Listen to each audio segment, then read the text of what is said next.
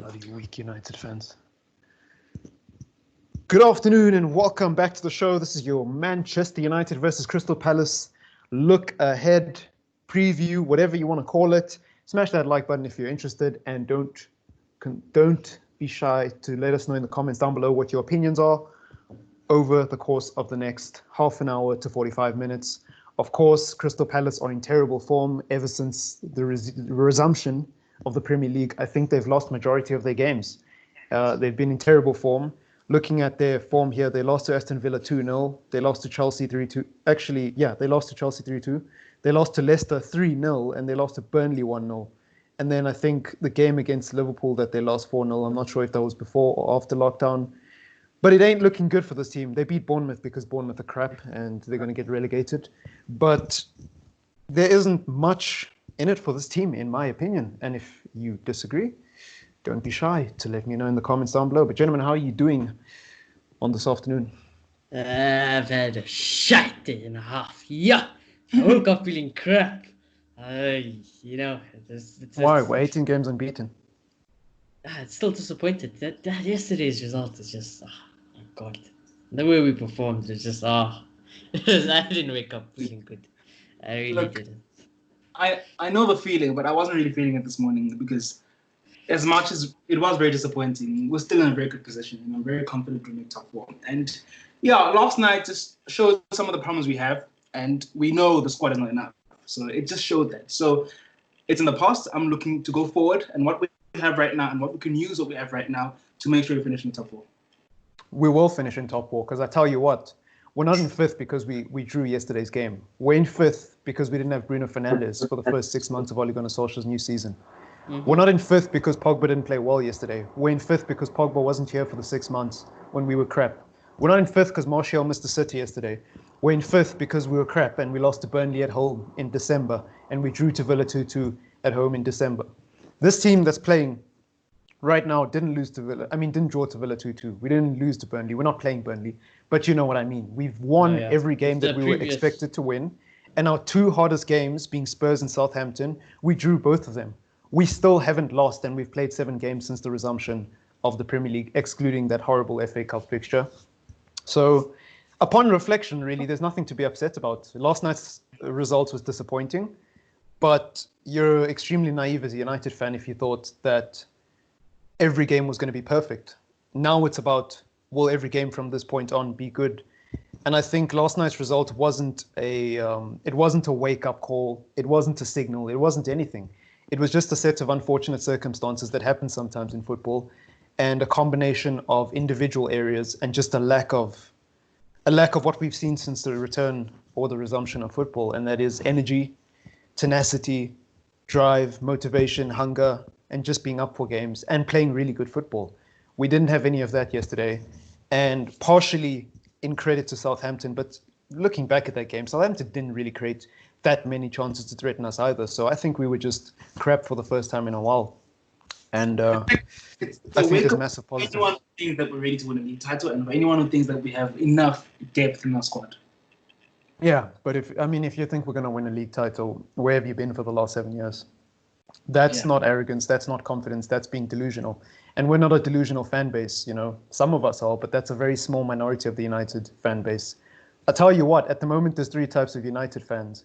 There's United fans who are delusional and think we don't need Jadon Sancho. And then there's United fans who are on the opposite end of the spectrum who are scared.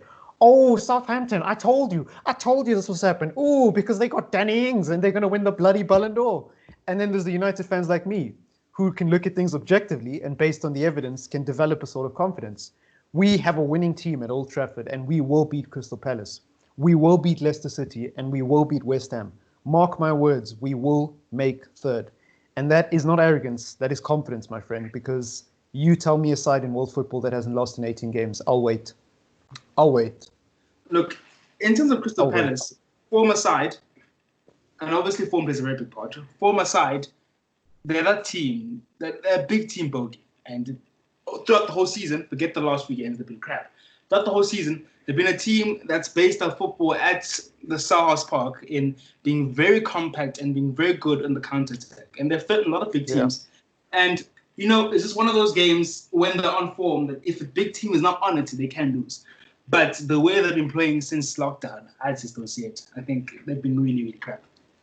And other than that, if a team sits back against us, we've shown that we can unlock those kinds of defenses and score 3+ goals on a consistent basis since the return of lockdown. I mean, Bournemouth came to Old Trafford and tried to play us. They lost. Brighton, 4 periods, tried to play us. They lost. Sheffield, our team that sit back and are very compact and very organized, they lost against us, as organized as they have been. And they somehow beat Chelsea 3-0 because it looks like they're picking up form. So maybe they just weren't warmed up when they played against us, or they just weren't quite in it. But my point is, at the moment, if Crystal Palace are going to play scared, they're going to lose to us, because the only team that's picked up points against us, or that's made us drop points, is the one team that had the balls to high press and actually go for it. The iron is priceless, considering what type of teams throughout the whole season. Yeah, 100%. So I think the way Manchester United is playing at the moment, we will beat Crystal Palace easily. But I'll leave my score predictions for later on in the show. How do you think that Manchester United are going to set up with the recent injuries to Luke Shaw and Brandon Williams? Well, let's look at. Right, I've got 2 formation sheets. The other formation sheet is the first team. We know the first team, right?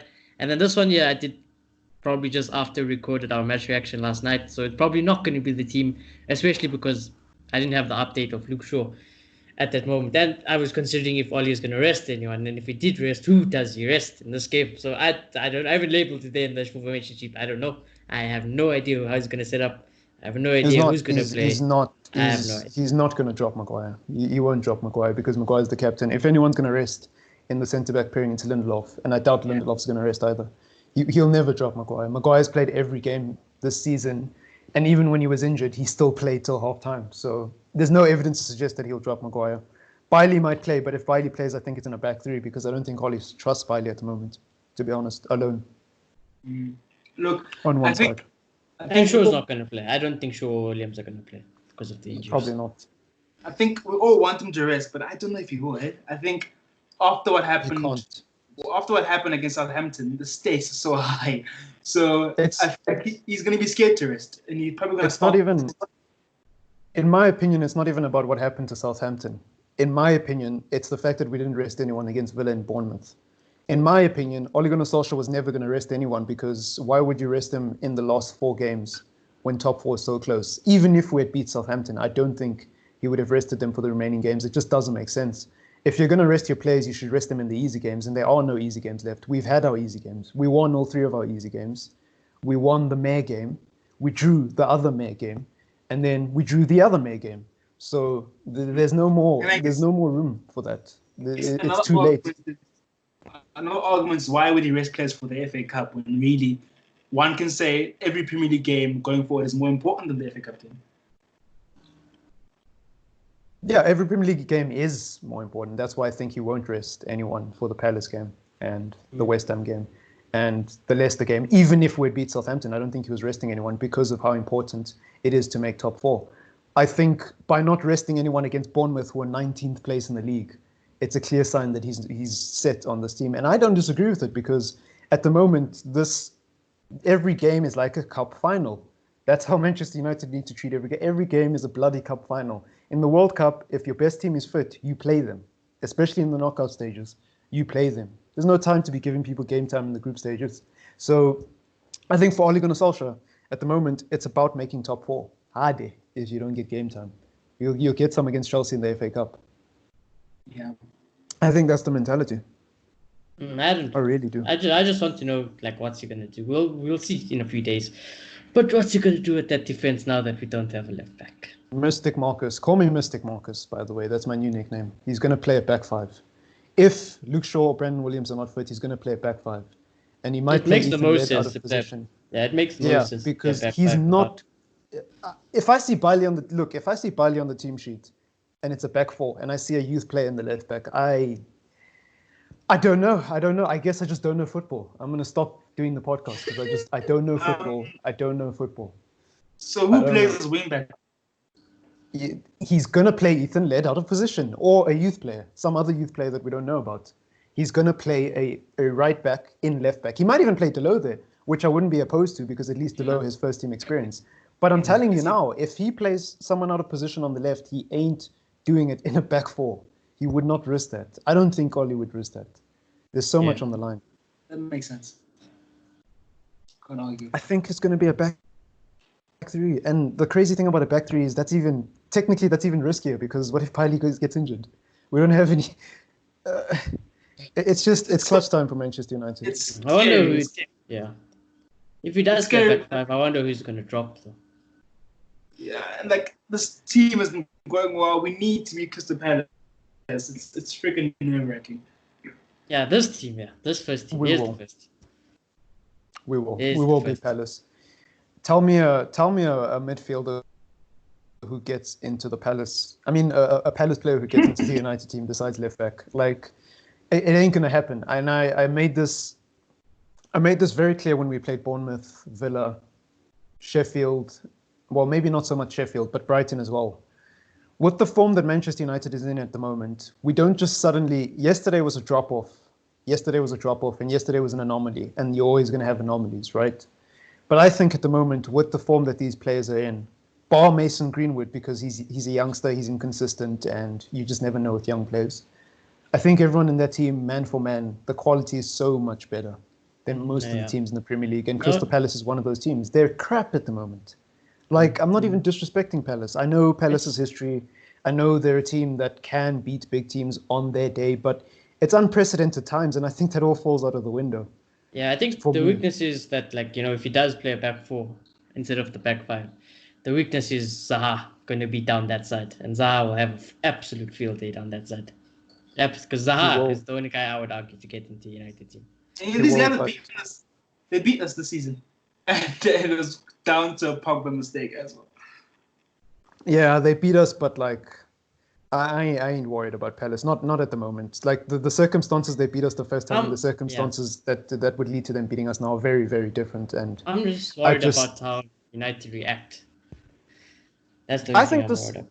So people talk about United reacting and United doing this. Like, we went 1-0 down against Southampton, and we scored 2 goals quicker than, I don't even know, quicker than the bloody Flash, quicker than in 2 minutes Usain Bolt running 100 meters. Yeah, we scored 2 goals quicker than Usain Bolt can clear a 400-meter track, right? This team has character. Going forward, we can score goals. We can unlock defenses multiple times ever since the end of lockdown. I'm not worried about that. I'm just worried about a collapse defensively that will lead to us losing, like yesterday. A dumb zonal marking corner where Maguire is staring at it, Lindelof is staring at it, and Wan-Bissaka is also staring at it. Yeah, it's stupid. It's stupid. You can't. I understand zonal marking tactics and listening to your coach, but in the 94th minute, you've got to be more commanding. You've got to say, you know what, sod it. Fuck the tactics. I'm taking charge of the situation, and I'm going to try to hit the ball. That is what we need at the back. But going forward, there's no problems. What? Are Crystal Palace a good defensive team all of a sudden? Are we not going to be able to score 3 or 4 goals past them just because we had a bad game against Southampton? Nah, I ain't having it.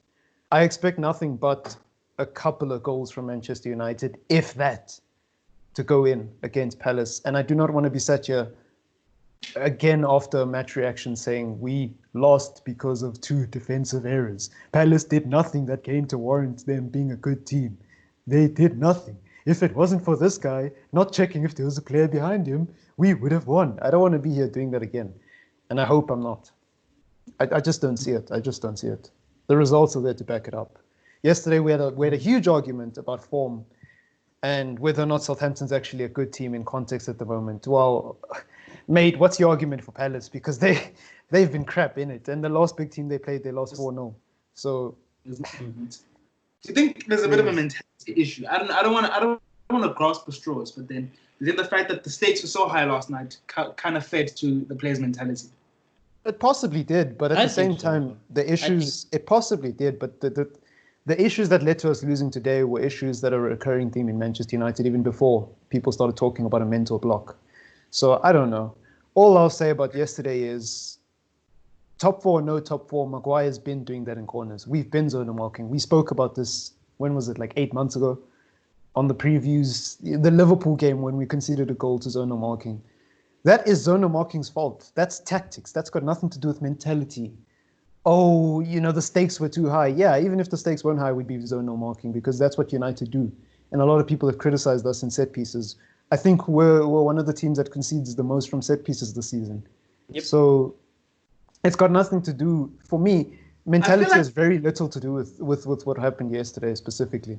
Like, we're level with Leicester. What are you talking about mentality? We're level with the team in fourth. We're level.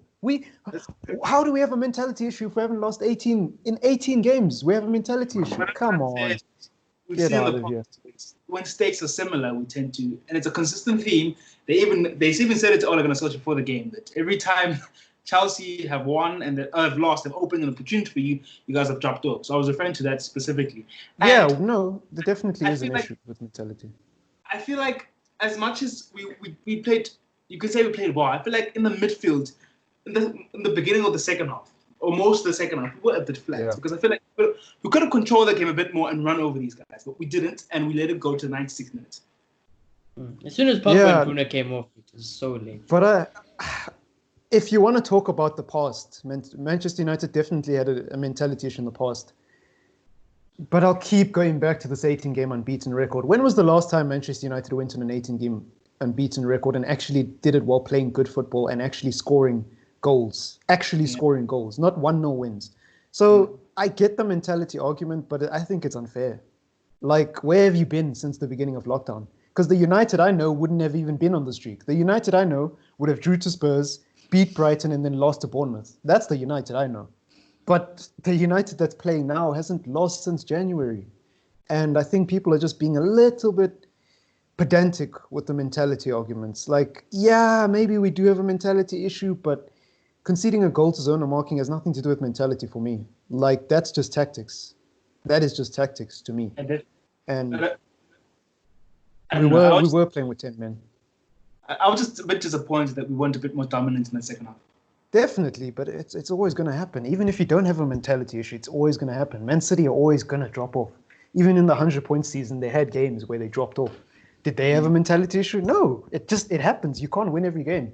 That's not how life works. And I think Manchester United fans at the moment are trying to look for excuses or reasons to justify their fear against Southampton. I've seen it so much, and they do it subconsciously, not consciously. Everyone wants Manchester United to do well, but there's a lot of United fans, and it's mostly the new age fans, like myself, ironically, who started supporting the club after Fergie, who have this, you can't be confident about Manchester United because they always slip up under pressure. And it's like, where have you been since January? Yeah, that's true. And we're playing well, but we've been scored. Like, there was this overwhelming feeling, and I know we didn't speak of it, but then there was this feeling that somewhere we just had to drop off, and that's because I will put my hand up and say, yeah, we've done that a lot. Yes, but there's a difference between being delusional and being confident. There's a massive difference. I ain't saying United are never gonna lose. I ain't saying every other team in the Premier League is crap. We could very well lose to Palace. It could happen. But the United way is not to be scared of teams like Palace. The United way is to be confident because that is the culture of the club. Every other rival fan hates United fans because of that, because that's what we're good at. We're good at being confident. We're good at being a winning side. And I hate to sound like a top red here, but it absolutely pisses me off that there's people, whenever you say anything positive about United, they're like, oh, take it back. You're jinxing us. What? Well, jinxing us? What do I have to do with the team? So I mustn't be confident because we're on an 18-game unbeaten run now. Like, were you here last December when I called this team crap and said we probably wouldn't beat Burnley because we've been crap? Well, this team has changed now. Ever since Bruno's come, we haven't lost. And people are acting like, oh, there's so much overwhelming evidence that we're going to bottle it against Palace. There is no evidence. All the evidence is from last year, and this team has changed. And again, who in that Palace team gets into Manchester United starting 11? Realistically, that's how good we've become. Maybe we don't have the depth and we still need to improve a lot more. But I ain't saying we're going to win the bloody title. Liverpool won the title. I'm just saying we're going to beat Palace. Is that so wrong? Why are we so scared to say we're going to beat Palace? You're 100% right. We should act more like that. But I don't know. Yeah, it's ridiculous. It's kind of subconscious fear that we have. Yeah, but we need to put that fear to bed because we ain't bloody Arsenal fans. You know, we ain't bloody Arsenal fans. We ain't Spurs fans. We don't go into derbies against Arsenal going, ooh, I don't want to say anything in case we lose. And then only when we win, we're like, yeah, I told you so, but you didn't tell him so. You said you were going to get a draw. No, we're not expressions. We're not troops.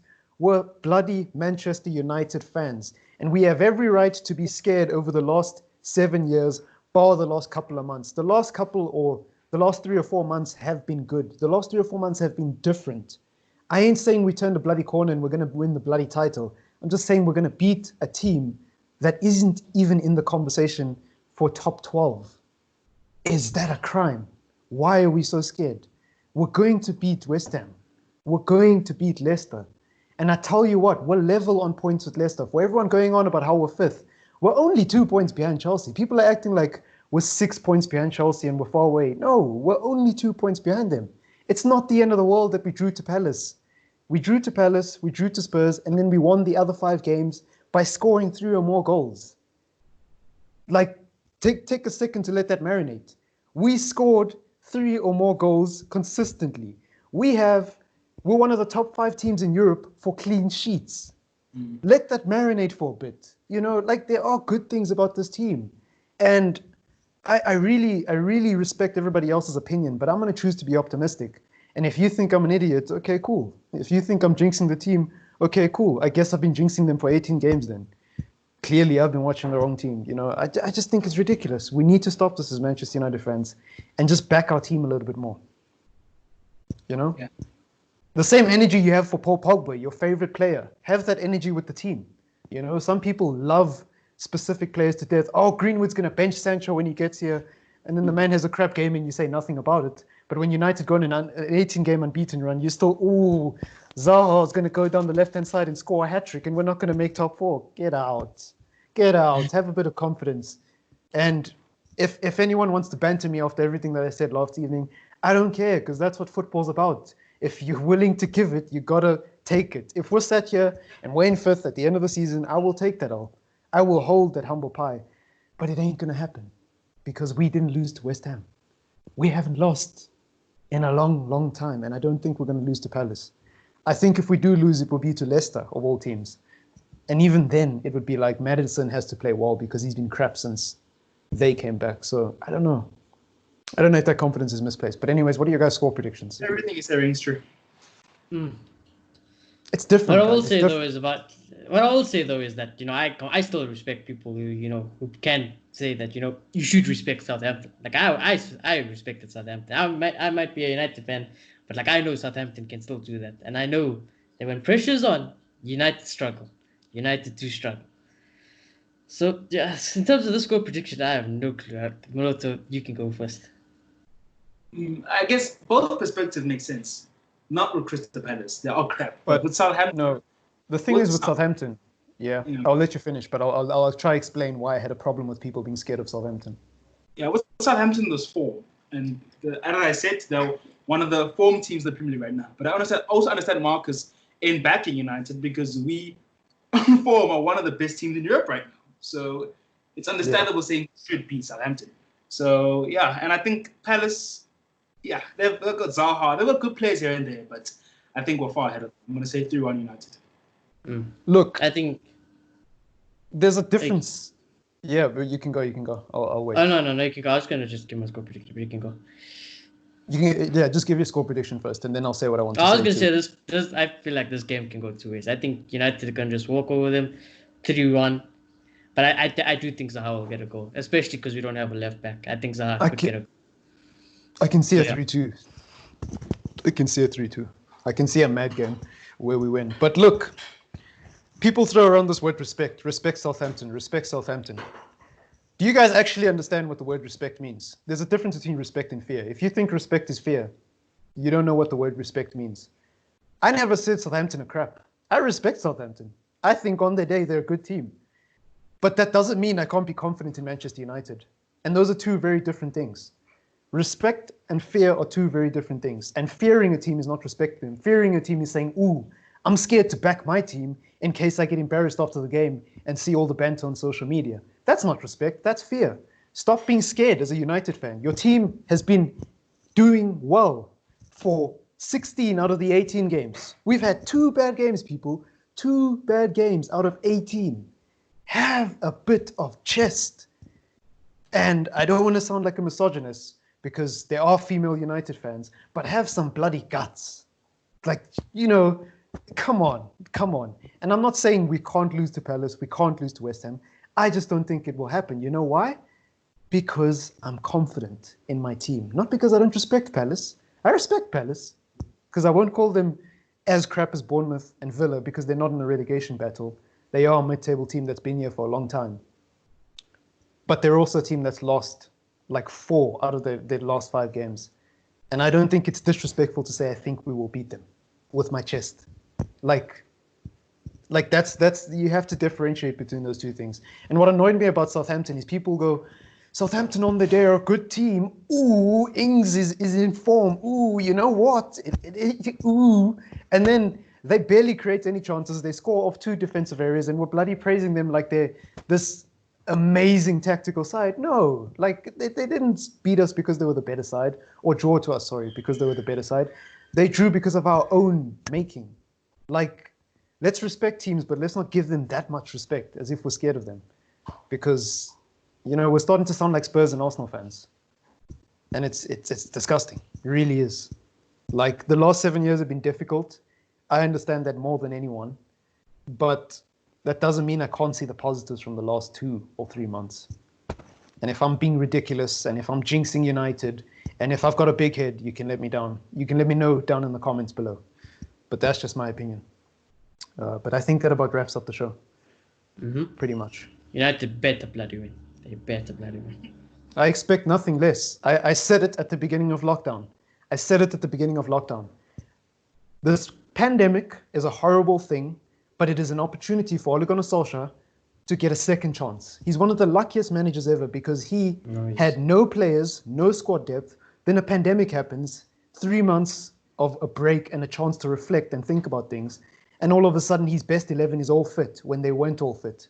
About 6 or 5 of them were injured or had issues and weren't playing that well. All of a sudden, everyone's back, everyone's fit, and now we go in this amazing run. I expect nothing less from Manchester United than to make top 4. Third might be pushing it a little bit, even though I think we will get third now because we're only 2 points behind Chelsea. But we need to get top 4, even if it's 4th place.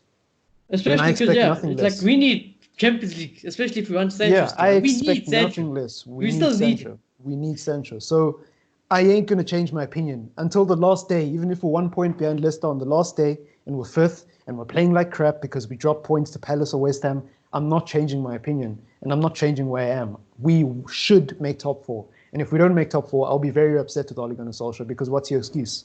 You have your best 11 now. Just do the thing. It's only 9 games. It's only 9 games. The way the last 3 games look, it looks like we could win all the games. And I don't see how Chelsea or Leicester don't drop points with the games there. With the way they're playing, yeah. Exactly. So there's no excuses. And I think I have every right as a United fan to be confident that we will do it because I haven't been living under a rock for the last 2 months. I've seen this team's changes since Bruno Fernandes has come in. I've seen this team's changes since Pogba has come in. And I'll just encourage all of you to be a little bit more positive. I get the last 7 years, but come on. Stop being weak. For God's sakes. Peace out.